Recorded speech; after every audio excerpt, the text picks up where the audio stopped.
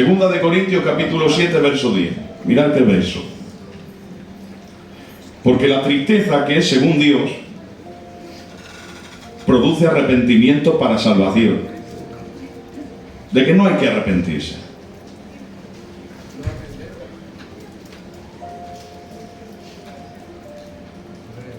Pero la tristeza del mundo produce muerte. ¿Veis qué texto más tremendo? Lo voy a leer otra vez, ¿vale? Con vuestro permiso. Bendito Dios. ¡Aleluya! Porque la tristeza que es según Dios, hay una tristeza que es según Dios, produce arrepentimiento para salvación. O sea que Dios es capaz de entristecerte para que te arrepientas. Y nosotros queremos contentar a todo el mundo. La tristeza que es según Dios produce arrepentimiento. Porque cuando a veces Dios te corrige, te enseña, te disciplina o te habla por medio de su palabra y tú ves tu condición, te entristeces. ¿Pero por qué te entristeces? Porque ves que no estás haciendo las cosas bien. Pero cuando esa tristeza viene de parte de Dios, ¿qué produce en ti? Un arrepentimiento para salvación. Y ahora hay una coma, porque parece contradictorio el verso. Dice, de que no hay que arrepentirse. Bueno, ¿hay que arrepentirse o no? Sí, el apóstol Pablo, y ahora miraremos el contexto, porque es la manera de entender las palabras con el contexto.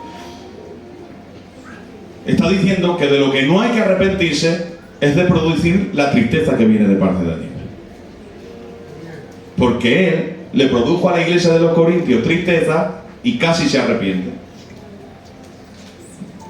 Por eso Él ha aprendido que no hay que arrepentirse de entristecer a nadie si viene de parte de Dios. Y ahora dice, pero la tristeza del mundo, porque hay otra tristeza, la del mundo, produce muerte. Y así a grosso modo, para que lo entendamos, la tristeza que viene de parte de Dios produjo arrepentimiento en Pedro, y la que viene de parte del mundo hizo que Judas se quitara la vida. Porque una cosa es que el Espíritu Santo te redarguya para que te arrepientas, y otra es que Satanás te señale y te acuse para hundirte y que abandones. Le damos un aplauso a la palabra del Señor.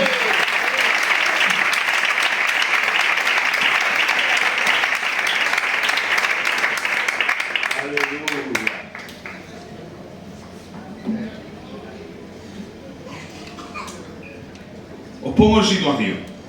Esta es la segunda carta a los Corintios. Así aparece en el canon bíblico, aunque sabemos que aunque esta es la segunda y hay una primera, en realidad, ponme esto para que no se acople, por favor. En realidad hubo una anterior, pero Dios sabe el por qué, no aparece en el canon. Si Dios hubiera querido, aparecería. Y puede incluso que hubiera alguna más, pero vamos a ceñirnos a la Escritura. En la primera carta a los Corintios, el apóstol Pablo los corrige y los reprende. Les ha enviado una carta. Imaginaros, según la historia, la iglesia de Corintios se componía de 70-80 miembros aproximadamente. Y en aquella membresía, ¿sabéis lo que había? Se conoce que estaban los 9 dones. Imaginaros, en un grupo reducido, y uno hablaba en lengua, pero otro las interpretaba. Uno tenía el don de fe, el otro palabra de ciencia, palabra de sabiduría, otro el don de sanidad, otro, y cada uno tenía un don. Los 9 dones fluían en la iglesia. Además, en la iglesia había un pastor, un evangelista, un maestro, un profeta, un apóstol. Abundaban los ministerios y los dones. Todo el mundo quiere visitar Corintio. Corintio es una iglesia famosa, una iglesia conocida, una iglesia donde abundan los dones. Y ellos están acostumbrados seguramente a recibir aplausos y reconocimiento. ¡Qué alegría! No hay quien nos aguante. Tenemos dones, tenemos ministerios. Somos una iglesia popular. Están acostumbrados a que les digan soy fenómeno. ¿Y qué esperáis cuando ellos reciben una carta del gran apóstol Pablo, el cual les predicó la palabra? Seguramente esperaban un aplauso. Sois los mejores. Pero el apóstol como apóstol que es padre. Y lo que procuraba el apóstol era informarse de las deficiencias de la iglesia para poder corregirlos, para poder enseñarlos. Y ahora se ha enterado algo el apóstol Pablo. Resulta ser que en la iglesia donde hay dones y hay ministerios, hay una práctica de pecado horrible. Hay un personaje que está en una práctica de pecado, y dice el apóstol Pablo, un pecado que no se nombra ni aun entre los gentiles.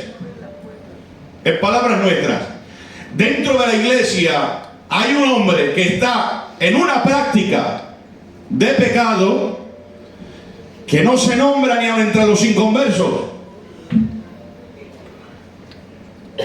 Y ahora dice el apóstol Pablo, coger al tal y echarlo fuera. En manos de Satanás, dice. Para condenarlo, Pablo dice no, para que vuelva en sí y se arrepienta, con tal de salvar su alma. ¡Aleluya! Lo que buscaba el apóstol con la corrección era el arrepentimiento del que estaba pecando. Porque la iglesia de Corintio estaba gozando porque habían dones y ministerios, pero se habían olvidado de algo, que tan importante como los dones y los ministerios es la santidad. Amén. No es más importante que fluyan los dones a que fluya la santidad. No es más importante que tengamos buenos predicadores, sino que haya santidad. Eso es lo más importante dentro de una iglesia. Porque la Biblia jamás dijo, por sus dones los conoceréis. Jesús no dijo eso. Jesús dijo, por sus frutos. Muy bueno. Porque no podemos presumir de ser un buen cristiano por los dones que tengo. Basta ya de juzgar la espiritualidad de la gente por los dones que tiene. Uy, este que bien canta, uy, este que bien predica, uy, este que bien ora, uy, si predica así tiene que ser muy espiritual. Eso no es así. Se puede predicar muy bien porque Dios te dio un don y no ser espiritual. La espiritualidad no está en lo que Dios te dio a ti. Porque los dones que tienes son cosas que Dios te ha dado. ¿Y qué esperas de lo que Dios te da? Si te lo da Dios, pero los frutos es lo que tú le das al Señor. Es lo que tú trabajas, es lo que tú le ofreces. Luego no juzgues la espiritualidad de un cristiano por los dones que tiene, sino por los frutos. ¡Aleluya! No te dejes engañar. Que yo predique bien no quiere decir que sea muy santo. Puedo predicar, puedo cantar, puedo ejercer, pero si lo hago por el talento que Dios me ha dado, ustedes dirán, si predica o canta o ejerce o ora así es porque es un fenómeno. No, puedo ser un carnal que no tiene fruto y estar predicando y la gente decir, este es espiritual, y no va ahí la cosa. La espiritualidad es algo que es en secreto, no es en público. La espiritualidad es lo que uno ora, es lo que uno se consagra, son los frutos que uno da, el arrepentimiento que tiene, el poner la otra mejilla, el tener amor, gozo, paz, paciencia, benignidad, mansedumbre, templanza, bondad, fe. Esos son los frutos del Espíritu. Pero si no tengo frutos y tengo dones, ¿qué soy? Pues simplemente como aquella higuera que tenía apariencia pero no tenía fruto. Y lo que necesitamos en la iglesia, por encima de tener un local bonito y de tener una buena megafonía, es una iglesia que viva en santidad. Gloria a Dios, bendito Dios. Amén.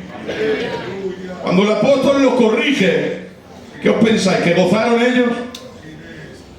No, se enfadaron.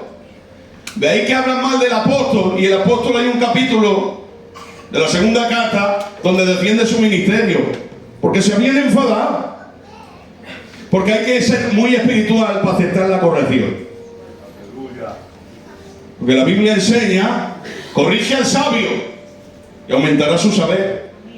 Corrige al necio y se irá contra ti.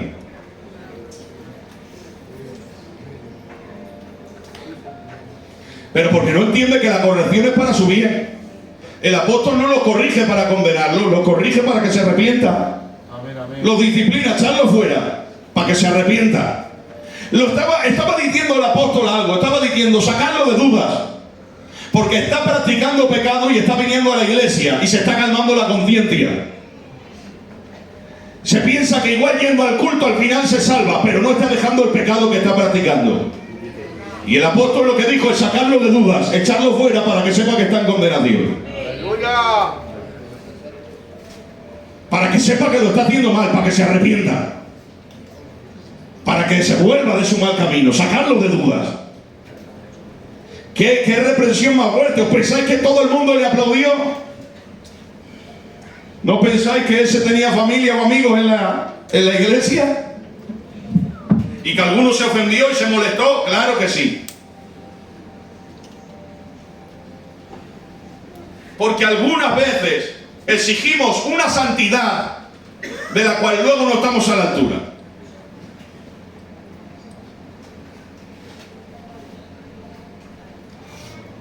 Me he encontrado en alguna iglesia que he pastoreado que la iglesia me ha exigido: pastor, corrige.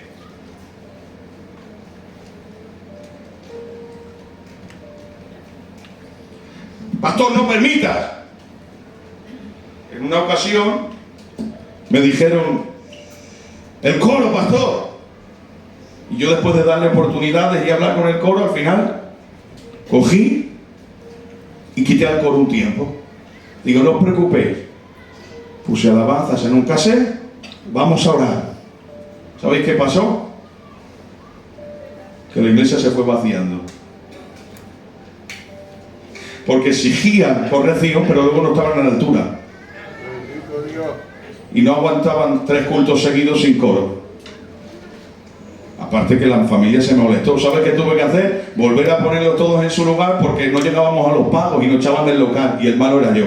Digo: pues aquí tenéis vuestro coro, aguantadlo vosotros, que yo no voy a ser partícipe de tener un coro en estas circunstancias. Y como vosotros preferís tener al coro a tener santidad, ahí tenéis. Yo me marcho. Me marché. Porque no quiero ser partícipe. Exigimos, pero a veces no estamos a la altura. Y hay que estar a la altura de lo que exigimos. ¡Aleluya!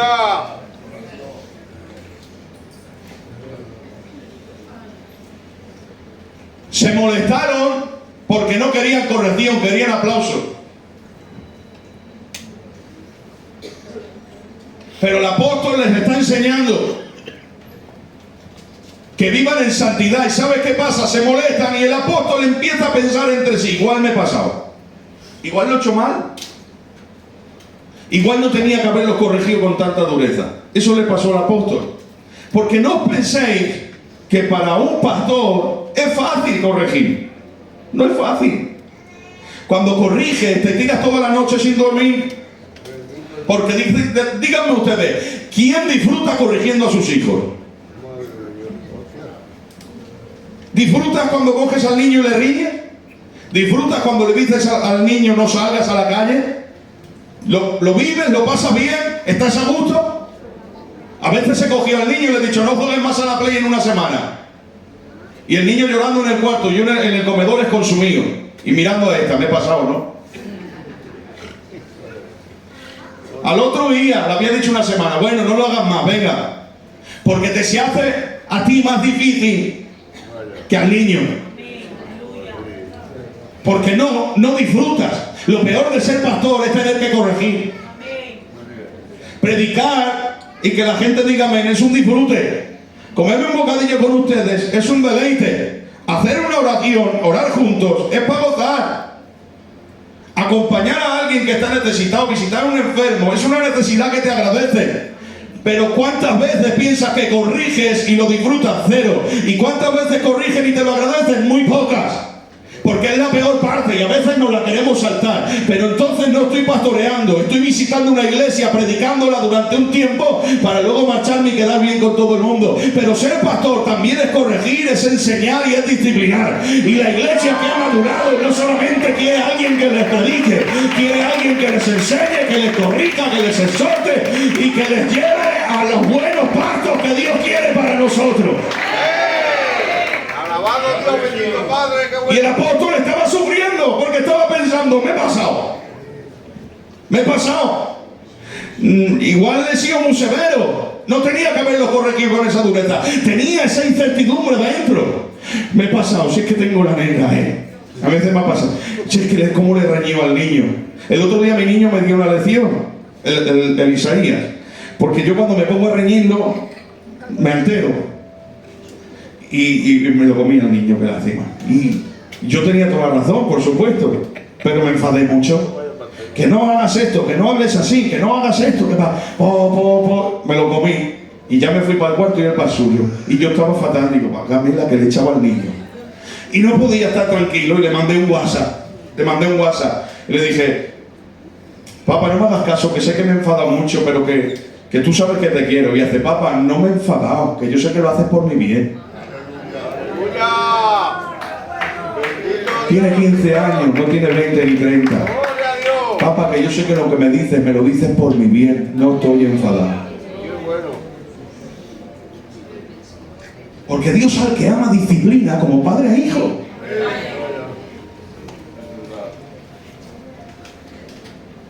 Pero ¿qué padre disfruta? Ninguno. Por eso el apóstol Pablo como padre está mal. Y se marcha. Y se fue a Macedonia a predicar. Lo dice la Biblia, Y cuando se va a Macedonia dice, por fuera afligidos. Dice, y por dentro estábamos llenos de temores. Porque por fuera los estaban persiguiendo para matarlos. Por dentro, la fatiga de que si vamos a morir, ¿qué va a ser de la iglesia? No podré seguir salvando almas. Estaba en ese conflicto el apóstol Pablo. Pero en todo eso, preocupado por los corintios. Válgame la que les he echado encima. Están enfadados conmigo, normal, si es que me he pasado. Pero ahora dice la Biblia que les ha enviado a Tito. Y cuando les envía a Tito, ¿qué hace Pablo? Presume de la iglesia. Mira, Tito, te van a atender gloria bendita. Tú no sabes quién son los corintios, ofrendan más que nadie. Y cuando vas allí te dan gloria bendita. Te ofrecen sus casas para dormir, te ponen de comer. Y cuando te marchas, como saben que vas a hacer un viaje para seguir predicando, te dan una ofrenda para que tengas para el viaje, para que sigas salvando almas. Y si abres iglesia, ellos te van a ayudar con ofrendas para ayudar a los nuevos creyentes. No hay quien los aguante, los corintios. Él presume en la iglesia que la engendrado, pero ahora está él temblando diciendo, como están enfadados conmigo, ya te lo he enviado yo, a ver cómo lo reciben, porque están enfadados, igual lo reciben de mala manera, pero ahora dice, estando afligido en Macedonia, recibí el consuelo, porque Dios consuela como nadie puede consolar. Así lo dice, Dios consuela como nadie. ¿Y cuál fue el consuelo que recibiste, Pablo? ¿Recibiste un aplauso, una ofrenda, alimentos? Dice, no, recibí una carta de Tito. ¿Y qué decía esa carta? Pablo, he estado en Corintio, me han recibido como tú decías.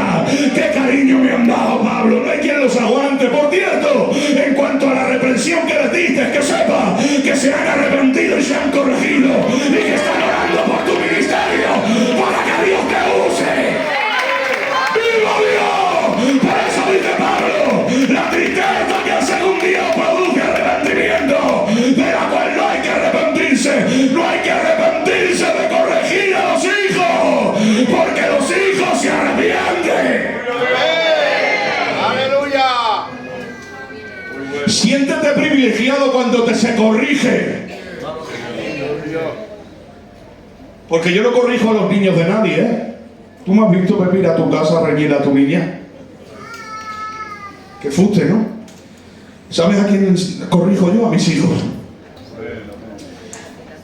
No todo el mundo, escucha bien esta, no todo el mundo merece el privilegio de ser disciplinado, aunque haya hecho hechos disciplinables.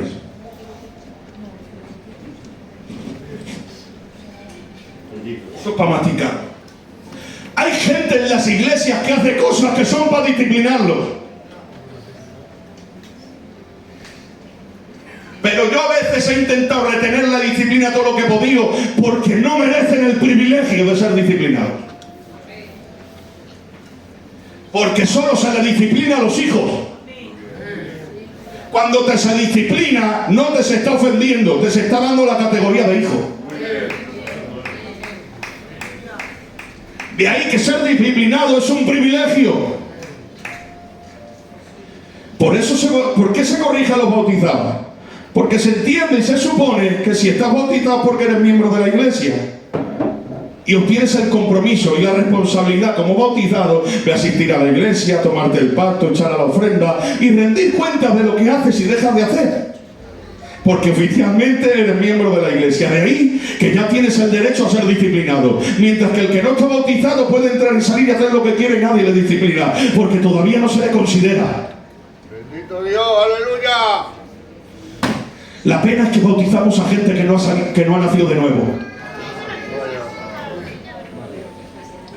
Y entonces te encuentras en entredicho, porque díganme ustedes, díganme, ¿qué sentido tiene disciplinar al que no se ha arrepentido?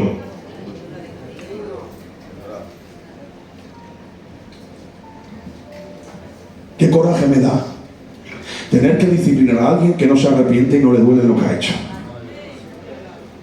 Pero a veces me veo obligado, porque por gusto no lo corregiría, porque no veo una actitud de arrepentimiento. Pero como está bautizado o ocupa un lugar, pues ya el sistema te obliga a tener que corregirlo, porque hay cosas que claman al cielo. Pero por dentro digo, ¿qué privilegio te estoy dando? Que encima te enfadas, no te mereces el privilegio que te estoy dando y encima te ofendes. Si tendrías que estar dando gracias porque te estoy tratando como hijo sin serlo. Vaya. Bendito Dios, aleluya, Dios bendito. Porque la corrección es para los hijos. De ahí que el hijo, cuando hace algo indebido, le duele y lo confiesa. Pero el que no es hijo lo oculta. Y nos hemos encontrado en las dos situaciones. El que le duele y lo confiesa. Pero te voy a decir algo, Viene alguien, pastor, es tropezado. Pues mira, se va a disciplinar, se va a corregir. Te tienes que estar un tiempo atrás, te tienes que estar un tiempo sin tomarte la Santa Cena. ¿Qué estás haciendo? Disciplinarlo, enseñarlo. ¿Para qué la disciplina? Un tiempo de reflexión. Piensa lo que has hecho, pídele a Dios que te ayude y te fortalezca para no volver a hacerlo. Cuando te hayas reconciliado con el Señor, estés a cuentas, hablamos y te vuelves a tomar la Santa Cena, ocupas de nuevo tu cargo. Había un tiempo de disciplina, de corrección, para meditar, para reflexionar, para aprender de mi error. Ahora les voy a decir algo, les voy a decir algo. El que viene a confesar su pecado al pastor es porque ya le pidió a Dios perdón de rodillas en su habitación. Amén, muy bueno. Y viene a ser disciplinado desde la condición de perdonado. Casi nada. Disciplíname, Ramón, que Dios ya me ha perdonado. Y ahora, como te recibo como siervo del Señor y yo soy tu oveja, corrígeme y enséñame, porque lo ha estipulado así el Señor, pero que sepas que Dios me ha perdonado. Ahora, eso no me da a mí el derecho de decir, a ti no, que Dios me ha perdonado. No, Dios me ha perdonado y ahora me da el privilegio que tú me enseñes y me corrijas. Estate por mí y ayúdame, que quiero aprender. Esa es la condición de un hijo que ha nacido de nuevo. Luego ese está disciplinado, ahí está. La gente lo ve que no se toma el pacto, que está fuera de su lugar, y la gente pues puede pensar, uy, lo que ha hecho. Pero luego hay otro que lo ha hecho peor, pero no lo confiesa, sigue ocupando el cargo, se sigue tomando la Santa Cena y con el pecado oculto. El malo es el que está disciplinado y el bueno es el que se toma el pacto. Pero les voy a decir algo. Viene el Señor y el que se está tomando el pacto ilícitamente se queda. Y el que está disciplinado sin el pacto se va. Porque el que estaba ocultando no se ha arrepentido, no ha sido perdonado. Pero el que ha confesado estando en corrección está reconciliado con el Señor. Y al final, ¿de qué sirve? Porque no lo confesó porque lo pillaron, no. No es porque te han grabado y está por los estados de WhatsApp, no. Porque no tenemos cuidado ni de los estados de WhatsApp. Publicamos todo, si no hay quien nos aguante cuando llega una Navidad. Prefiero no mirar los estados porque te duele el corazón. Cuando llega una boda, prefiero no mirar los estados. Antes del día por sus frutos los conoceréis. Ahora podríamos decir por sus estados de WhatsApp los conoceréis. Porque es que te digo, no he podido ir al culto y te ponen un estado de WhatsApp por ahí. Hace, válgame el Señor, pues no estaba enfermo, pues si está paseando. Porque no tenemos temor de Dios. Nos atrevemos a engañar al pastor y no sirve de nada que le diga al pastor una cosa por otra. Si el que me tiene que ver es Dios, y a Dios no hay quien se la pegue, señores. Dios está arriba y contempla tus hechos. Y al final no quiero estar solo a cuentas con los hombres. Lo que me importa es estar a cuentas con Dios. ¿Sí o no? Aleluya.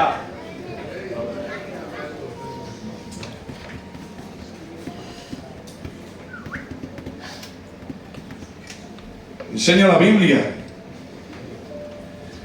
Empieza a numerar pecados que no voy a nombrar por respeto a ustedes. Y dice: Bendito Dios de la vida, Padre amado, Dios de la gloria. los que hacen esto, borracheras, etc. No juntéis con ellos. Ni os sentéis a comer. Eso es imposible. Es imposible. Porque vamos a ver, digo yo, estamos rodeados. En el mercado, en la familia. ¿Cómo hago? ¿Cómo no me siento a comer? Te pongo un ejemplo. Si mi hijo tiene un vicio del alcohol, ¿cómo me dice la Biblia que no me sienta a comer con él? Si vive en mi casa conmigo. Por ponerte un ejemplo. Entonces lo que me está diciendo el apóstol Pablo es algo imposible. Pero hay matices en la escritura. ¿Sabes lo que dice el apóstol? No dice no te juntes con el que miente o con el que bebe. No, ¿sabes qué dice? Mirad qué detalle, que esto es para que lloremos. Dice, con los que haciéndose llamar cristianos practican tales cosas. Primer problema, no es una caída, es una práctica. Hay que darle lugar. Segundo, haciéndose llamar cristiano. Si un inconverso practica pecado, júntate con él y dale luz. ¿Sabes lo que no soporta la escritura? El que se hace llamar cristiano vive una práctica de pecado y quiere vivir como si nada. ¡Aleluya! Por eso dice, con ese ni os juntéis. ¡Gloria a Dios!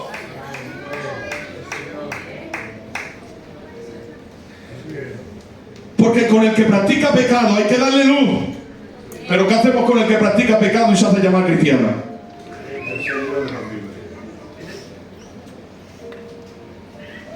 El problema no es que practica, el problema es que encima se hace llamar cristiano.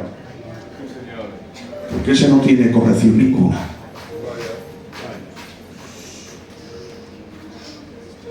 ¿Cómo vamos? Llevo mucho rato. ¿Traes 10 minutos más? Es que estáis más serios de la cuenta. ¡Aleluya! Eso sí, que Dios os bendiga, porque a eso no hay quien os gane. ¿Sabes que da gusto predicar un mensaje tan serio y saber que estáis de acuerdo? ¡Aleluya! ¡Dios bendito! Y sé que el mensaje no es para decir amén, y tampoco quiero, es para que aprendamos. Este mensaje es para mí, Si a alguno le hace bien, pues gloria a Dios. Entonces, ¿qué quiere el Señor? El Señor no quiere la muerte del impío. Quiere que el impío se arrepienta para perdonarlo. ¡Amén! Entonces surgen preguntas aquí. Alguien me hizo una pregunta. Voy a entrar en un tema. Alguien me hizo una pregunta. ¿Hay algún pecado que Dios no pueda perdonar? Yo contesté lo siguiente, y ahora me explico. Yo dije sí, el pecado del cual no te arrepientas. Porque si no te arrepientes, Dios no puede perdonarte. Pero yo sé que aquí hay gente que estudia la Biblia. Y me dirán, a ver si hay servilleta. Diácono, por favor. José, a ver si hay papelico. Vale, Dios os bendiga. Ah, mira, ya tengo, Felipe. Gracias, sí. Bueno, el pecado del cual no te arrepientes. Pero el que lee la Biblia me dirá, en la Biblia aparece, toda blasfemia será perdonada, menos la blasfemia contra el Espíritu Santo. ¿A qué lo habíais pensado? Claro que sí, sé que lo sabéis. Pero ahora os voy a hacer yo otra pregunta a ustedes. ¿Qué es la blasfemia contra el Espíritu Santo? Decir palabras ofensivas.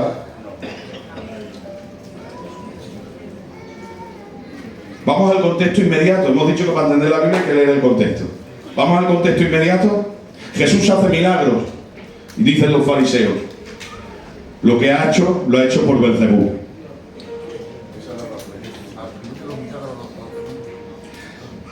¿Por quién hacía los milagros Jesús? El Espíritu Santo está sobre mí, por cuanto me ha ungido para. Todo lo que hizo Jesús en la tierra, dice, por el Espíritu sabía lo que pensaba. Por el Espíritu sanaba a los enfermos. Por el Espíritu echaba fuera demonios. ¿Sí o no? Luego, ¿por quién hace los milagros? Por el Espíritu. ¿Y ellos qué decían? Por Belcebú. Y dice Jesús, toda blasfemia será perdonada menos esta. El contexto es que para blasfemar en contra del Espíritu Santo, el contexto era decir que Jesús, estando aquí en la tierra, en la carne, los milagros que hacía los hacía por el demonio y no por el Espíritu. Ese es el contexto inmediato. Ahora, aún así me parece fuerte, porque entonces Jesús no perdonaba que no lo recibieran, lo reconocieran y dijeran que no era el espíritu sino el demonio el que lo hacía. ¿Qué sentido bíblico tiene esto? En otras palabras, el que decía eso es porque no creía en él. ¿Y quién es el que nos reconcilia? ¿Quién es el único mediador entre los hombres y Dios? Jesús. Luego, ¿quién es el único que perdona pecado? Jesús. ¿Quién murió por nosotros? ¿Quién te limpia con su sangre? Luego, si no crees en él, ¿quién puede rescatarte, perdonarte y limpiarte? Nadie. De ahí que si no crees que Jesús es el Mesías y que en él estaba el Espíritu Santo, luego no hay perdón para ti, pero no porque Dios no pueda perdonar un pecado, sino porque hay quien no cree en el único que perdona, y si no crees en él, para ti no hay perdón. Bueno, aleluya. Eso es la blasfemia contra el Espíritu Santo, no creer en Jesucristo, ni en su venida aquí a la tierra, ni en su sacrificio en la cruz, ni que estaba lleno del Espíritu Santo, ni que era el Mesías. Si no crees en él, no hay quien te perdone. Pero si crees en él, da igual lo que hayas hecho, no hay pecado que Dios no pueda perdonar. Gloria a Dios. Alegría. Luego, en otras palabras, no hay pecado que Dios no pueda perdonar, sino pecadores que no quieren arrepentirse. Pero pastor, también hay pecados normales, pequeñicos y de muerte. Porque la Biblia habla del pecado de muerte. ¿Qué es el pecado de muerte, pastor? Y alguien dirá, yo lo sé. Un pecado de muerte es un pecado que se comete en Barcelona y resuena hasta Extremadura. O que se comete en Andalucía y resuena hasta Galicia. Esos pecados que luego todo el mundo habla por ellos en TikTok. Que están deseando de que haya algo en Filadelfia para ponernos pringambos. ¿Ese? No. Eso es un pecado escandaloso. Y desde el punto de vista cultural, algo que nos llama la atención y nos vuelve locos. Y digo con razón. Porque hay cosas que no hay quien las aguante. Pero un pecado de muerte no es un pecado que resuena. Un pecado de muerte no es un pecado escandaloso. Un pecado de muerte es un pecado practicado conscientemente y sin arrepentimiento. El pecado de muerte es el pecado que se practica. De ahí que ahora alguien tiene un batacazo que se ha resbalado y se ha matado y ha resonado en toda España, y digo yo, pecado de muerte. Voy a decir algo leve para no ofender a nadie. Ha robado un banco, uy, pecado de muerte, se va al infierno, y era pastor, Era pastor y ha robado un banco, se va al infierno. Vaya con los pastores para que te ríes de ellos. Al infierno. Y mientras yo digo eso, estoy en la parada hablando con uno, tan enterado, ¿no? Y viene la señora y le engaño con la prenda. Que sí, señora, le arranco la etiqueta, una S, que esto es una XL, que le va a usted. La señora 300 kilos, la camiseta así. Que contra Macheli peor que le va. Y al otro día en la parada, otra mentirijilla para hacer una venta de 5 euros. Al otro día otra mentirijilla. Y yo criticando, El que ha tenido un tropiezo, que se ha matado, que va a la H, que todo el mundo lo habla, ha sido un tropiezo. Pero ¿qué pasa cuando vas andando por la calle y te tropiezas y te caes? Que te levantas corriendo y haces, ¡ay, que lache, que no me haya visto nadie! Y aquí la espalda doblada, te has roto 3 costillas, y haces, ¿estás bien? Sí, no me ha pasado nada, estoy bien. Y te vas para la casa y cuando llegas a la casa te tiras al suelo llorando, ¡ay, que me mata! Pero estaba lache, estás levantado, ha sido un tropiezo. Ha sido algo momentáneo, ha sido algo accidental, ha sido algo involuntario. Pero eso ha sido el batacazo, que todo el mundo lo ha visto, ¡que lache! Y la lache te la quedas para ti y tú la llevas. Y lo siento, pero eso no va a hablar del batacazo. Pero yo estoy criticando tu batacazo porque el mío no lo ha visto nadie. Pero resulta que mi problema, aunque para mi concepto humano es más pequeño, no ha sido un día, no ha sido un tropiezo. Es que cada día le echo maldiciones a los niños. No ha sido un día que me han gritado, no. Hoy lo maldigo, mañana lo maldigo, pasado lo maldigo. Otro, llámalo mentira, llámalo robar, llámalo estafar, llámalo vicio, llámalo como quiera. Pero no ha sido un día. No es que me he enfadado un día con la mujer y he echado 2 euros a la máquina. No es que me he enfadado un día con la mujer y me he bebido 2 copas de más. No, es que lo tengo por hábito, es que va conmigo, es que es a diario, es que hoy bebo, mañana bebo, pasado bebo, es que hoy he hecho, mañana he hecho y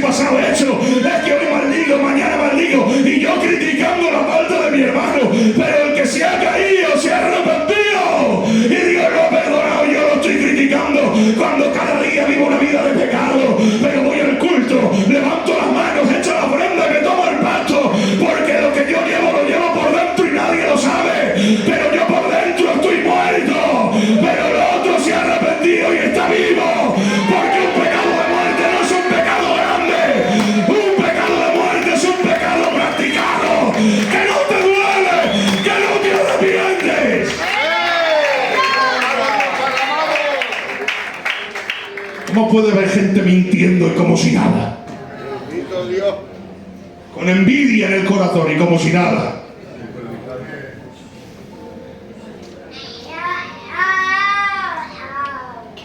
Demuéstramelo con la Biblia. Vamos bien, 10 minutos más. Palabra de honor. ¿Me pones esto un poco más fuerte, Felipe? 10 minutos, ¿vale? No lo voy a terminar, ¿vale? Esta es la primera parte del mensaje. Hay 2 partes más. Dejadme predicar la mitad de la segunda parte, ¿vale? Voy a predicar solo la mitad del mensaje. Muéstramelo con la Biblia. Saúl mata a los de Amalek. Extermínalos. Solo déjame decir un detalle y termino. No dejes a nadie con vida, ni a los niños, ni al ganado, a nadie, porque Señor, son mis enemigos, le han hecho la guerra a mi pueblo desde siempre. Extermínalos. De acuerdo, Señor. Se va Saúl a hacer la guerra contra los de Amalek, los extermina, los vence y deja con vida al rey, porque era costumbre, para darse tono de que lo había vencido. Y coge el ganado y hace, ¿no ves qué buenas ovejitas? ¡Qué pena! Me la llevo para mí. Coge el ganado, a lo mejor, lo más bonito, lo más engordado, se lo lleva. Y él gozando, celebrando la victoria. Y aparece el profeta. Le dice Dios al profeta, ¿ves? Y dile a Saúl que lo desecho. Que no quiero que siga reinando. Que lo voy a quitar. Que voy a poner uno en su lugar mejor que él, uno conforme a mi corazón. Llega el rey y le dice, Saúl, ¿qué has hecho? Nada, lo que Dios me dijo. He hecho guerra y he vencido. Pero no te dijo Dios que los exterminaras a todos. Sí. ¿Y qué es ese sonido que escucho yo? Ese bramido de ovejas, ¿qué es? No, hombre, no. Que me he dejado lo mejor para sacrificárselo a Jehová. Bien tirado. No basta con desobedecer. Si no quieres darle la vuelta a la desobediencia y disfrazarlo de apariencia santa y decir que no, hombre, que ha sido para él.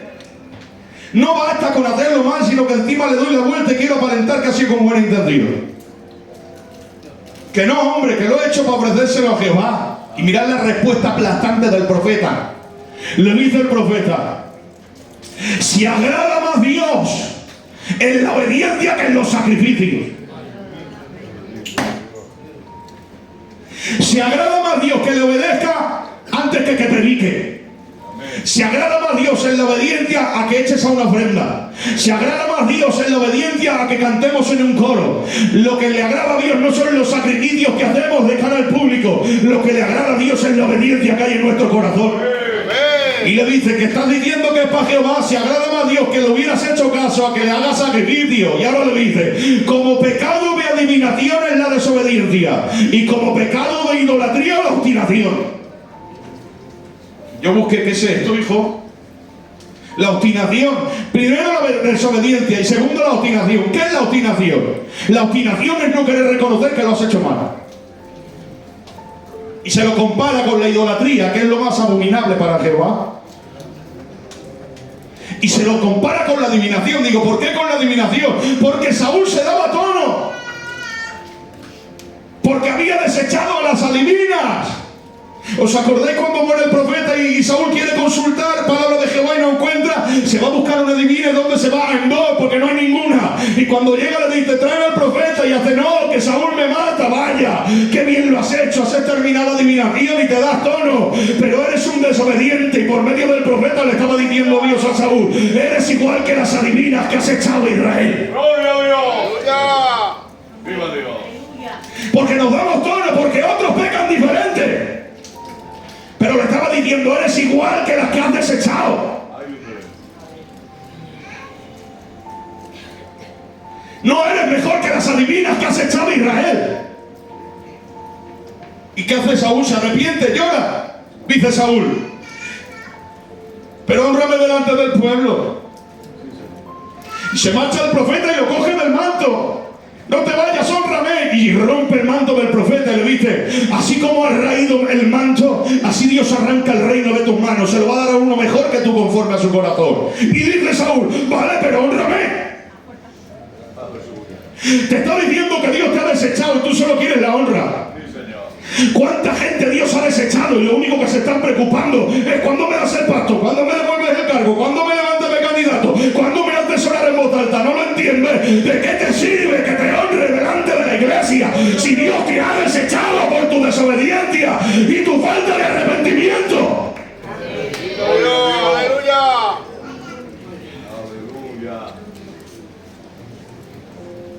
Y lo desecha Dios. Raído eres.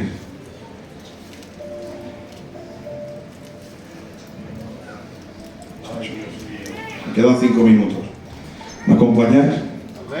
El que ungió Dios como el conforme a su corazón, el que derrotaba gigantes, dice la Biblia que ya establecido en su trono, en los tiempos en los que los reyes salían a la guerra, David se ha quedado en palacio. Ha subido, se ha asomado y ha visto lo que no tenía que ver y codiciar lo que no tenía que codiciar. Ve a la mujer de otro hombre y la codicia, y como es el rey y su marido está en la batalla, dice: traérmela. La manda a llamar, y no solo la ha mirado, la ha codiciado, sino que la ha tomado. Primero se mira, luego se codicia y al final se peca. No hay que dar lugar al pecado, señores. ¡Aleluya! Ten cuidado con lo que miras, ten cuidado con lo que codicias, no le des lugar al diablo. No juegues con fuego, que el que juega con fuego se quema. ¡Gloria a Dios! No se puede estar roneando, no se puede estar mirando. No mires lo que no es tuyo, no codicies lo que no es tuyo. Aparta la mirada, cierra tus ojos, ponte a orar y confórmate y da gracias con lo que Dios te dio. No codicies a la mujer ajena, no codicies al marido ajeno. Es que mi marido no, el otro sí. Es que mi mujer no, la otra sí. Que Dios nos libre y nos perdone. Dale gracias a Dios por tu hogar, tu matrimonio, y no permita que el diablo lo destruya.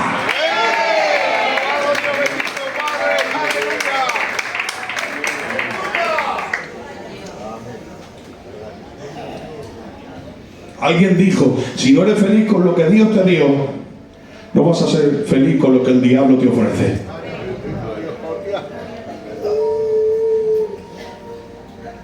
Peca. Cuando peca, la devuelve a su casa. Y ahora dice David: yo soy el rey, he pecado, nadie se entera. No pasa nada.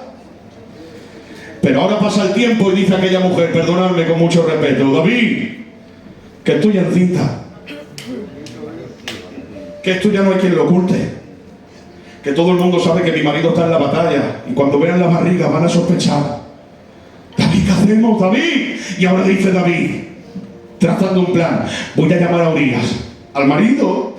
Llama a Urías y le pone de comer manjares, gloria bendita, y lo sienta. ¿Qué? ¿Cómo va la batalla, Urías? Pues ahí vamos luchando. ¿Y qué? ¿Cómo va todo? Pues bueno, días mejores, días peores. Muy bien, eres un campeón, no hay quien te aguante. Qué buen soldado eres, te has ganado un descanso, llevas 6 meses fuera de casa. Mira, ¿sabes qué, Urías? Que ya te has comido bien, márchate a tu casa y descansas. Y dice David: si se va a su casa, todo el mundo pensará que el niño es suyo. Pero dice la Biblia: Urías se quedó en la puerta de palacio y no se fue para su casa.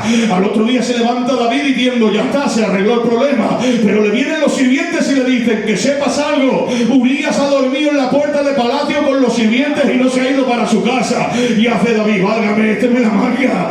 No, no puede ser. Llamarlo otra vez, que le voy a dar de comer y esta vez lo voy a embriagar, le voy a dar vino. Y cuando le echa la barriga de comida, de buenos alimentos, de manjares y de vino, viste, un hombre bien alimentado y bien bebido, no se va a ir para su casa. Venga, Urías, vete para tu casa, que te lo has ganado. Pero dice la Biblia: de nuevo Urías se quedó en la puerta de palacio a dormir con los sirvientes. Y digo yo: ¿qué lache, David? Es más formal Urías siendo un soldado que lo has embriagado que tú estando sereno siendo rey. Porque lo de Urías ha sido un tropiezo inducido, pero lo tuyo es una condición que vienes arrastrando desde hace tiempo.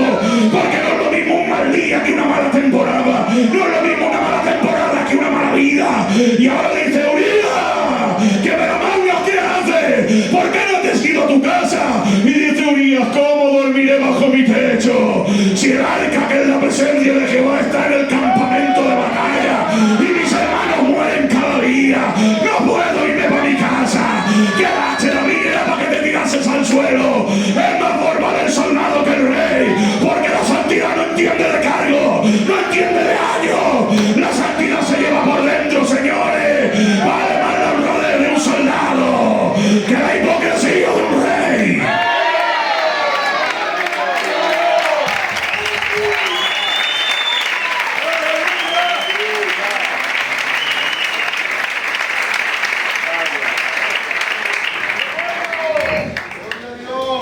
¿Qué hace David? Lo ve tan formal y tan santo que dice, te vas a enterar. Toma esta carta al tío, llévasela a mi sobrinico, el general, que como es mi sobrino no me va a pucabar. Ya sabía quién ponía de general. A los míos, que me cubren las faltas y me tapan los defectos. Tira, vale esta carta. Y se va el soldado con su sentencia de muerte en las manos. Y en el viaje, ni por curiosidad vio la carta. Si hubiera abierto la carta, hubiera visto: General Joab, soy tu tío, el rey. Coge a este soldado que me la está mangando, porque resulta que no quiere irse donde su casa y se va a enterar todo el mundo de mi pecado. Ponlo al principio de las filas enemigas, donde arrecia la batalla, y allí dejarlo solo, que lo maten. Y ahora él lo hubiera visto, pero como era tan santo y tan formal y tan leal, no abrió la carta. Su fidelidad se le volvió en contra, pero es que murió siendo honrado y fiel. Y ahora le ha dado la carta al general, y el general lo ve y lo pone al frente de la batalla para que lo mate. Y así fue, los flecheros lo alcanzaron, lo mataron, y cuando le han quitado la vida, le llega a los oídos de David: Urías ha muerto. Y David, gozando, la que le había engañado, la formal se puso luto, y cuando pasó el tiempo del luto, se lo quitó y David la tomó por mujer. Y dice David: se acabó, muerto el perro, se acabó la rabia. Ahora todo el mundo dirá que es mi hijo y cero problema. Y digo: muy bien, David, a los hombres se la pegas, pero a Dios no hay quien se la pegue.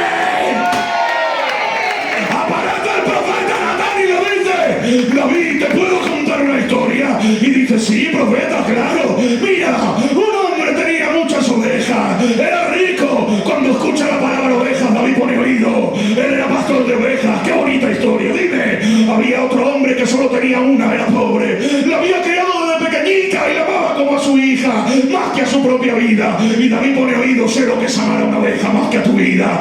Yo amaba las ovejas de mi padre hasta el punto que arriesgaba mi vida y se las sacaba de la fauces al león y al oso. Yo sé lo que se llama una oveja. Pues mira, el que tenía muchas, pudiendo tomar una de las suyas, pasó por allí un caminante y no le dio de comer una de las suyas, sino que cogió la del pobre, la mató y se la dio de comer. David alegría: ¿cómo sí? La que amaba tanto. Dime, David, ¿qué hacemos con ese hombre? Y David, en una justicia desmedida, dice: el tal es digno de muerte. Y no solo eso, que lo pague 4 veces. ¡Qué bien, David! ¡Qué formal eres para corregir a los demás! ¿Quieres matar a un hombre por quitarle la oveja al otro? Y tú estás en el trono como si nada, habiendo matado a un justo y habiéndole quitado a la mujer. Pero el pecado, el tuyo, es oculto. Hay muchos juzgando el pecado de los demás porque no conocemos sus pecados ocultos. Si Dios tirara de la manta, muchos de los que señalan caerían avergonzados antes de señalar a nadie. ¡Mírate tú!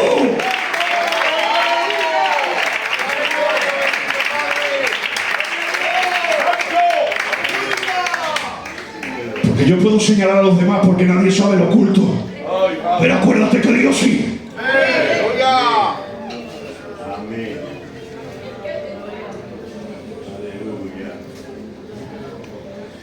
Y ahora el profeta le dice: ese hombre eres tú.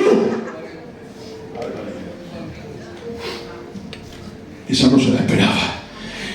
Y así sea, lo pagarás 4 veces. Has matado a un hombre, se le murieron 4 hijos. Y lo que tú has hecho en secreto, a ti te llevarán en público.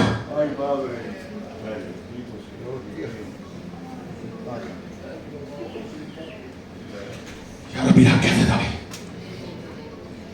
David rompe a llorar. ¿Sabía que lo que había hecho estaba mal? Sí. ¿Cuánto tiempo se tiró en el trono como si nada? No lo sé. Pero cuando vino la palabra por medio del profeta, sabía lo que estaba mal, pero hasta que la palabra no le traspasó el corazón, no reaccionó.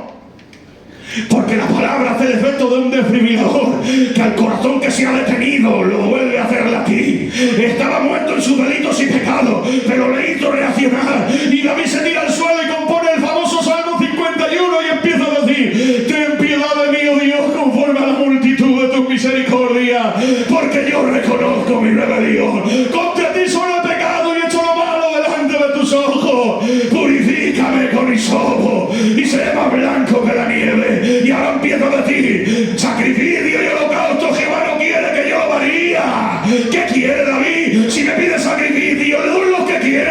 Si me pides 100, hago 200. Porque cuando uno peca y está arrepentido, haría lo que sea por sentir el perdón de Dios. Si pecas y no te duele, es que no tienes al Espíritu Santo. Si mientes y no te duele, es que no tienes al Espíritu Santo. Si engañas y no te duele, es que no tienes al Espíritu Santo. Porque cuando uno peca, le duele. Por eso en ese momento, si te dijera, para sentir la paz de Dios tienes que ir a Canruti andando descalzo, lo harías 3 veces. Porque es tanto el dolor y la amargura que hago lo que sea.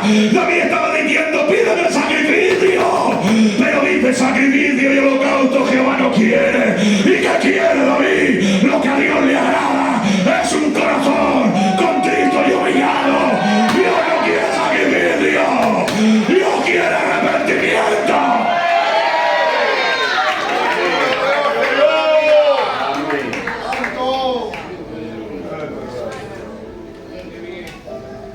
Venga el arrepentimiento.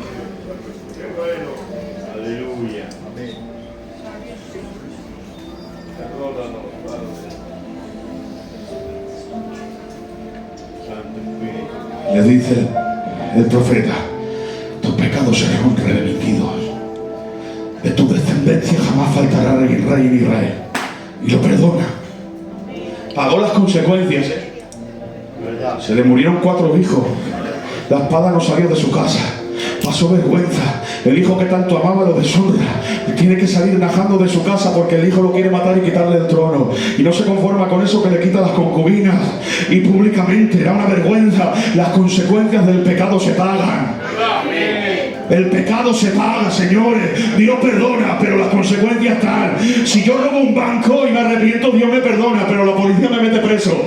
Si yo cometo un pecado, Dios perdona, pero pago una disciplina. Si yo mato a alguien, Dios perdona, pero yo pago a cárcel. ¿Lo veis? De los pecados Dios los perdona, pero las consecuencias se pagan. Y voy a terminar con esto haciéndoles otra pregunta. Díganme ustedes, ¿quién hizo peor? Porque veo que a Saúl no lo perdona y a David sí. Díganme, ¿quién hizo peor? ¿David o Saúl? Saúl ha dejado con vida 4 ovejas. David ha matado a un hombre justo y le ha quitado a la mujer. ¿Quién hizo peor? David. Y a David lo perdona y a Saúl no. ¿Por qué? Muy sencillo. David se arrepintió y Saúl solo quería la honra del pueblo. ¿Veis? No está en la grandeza de tu pecado, sino en la grandeza de tu arrepentimiento. Nosotros decimos pecado grande, pecado pequeño, pecado grande, pecado pequeño. ¿Sabes lo que hace Dios? Pecador que se arrepiente, pecador que no. Pecador que se arrepiente, pecador que no. No le importa la grandeza de tu pecado, lo que le importa es la grandeza de tu arrepentimiento. Da igual lo que hayas hecho, si te pones de rodillas en tu habitación y te arrepientes de corazón. Dios es Dios que corrige, pero también es Dios que perdona. Dale un aplauso fuerte al Señor.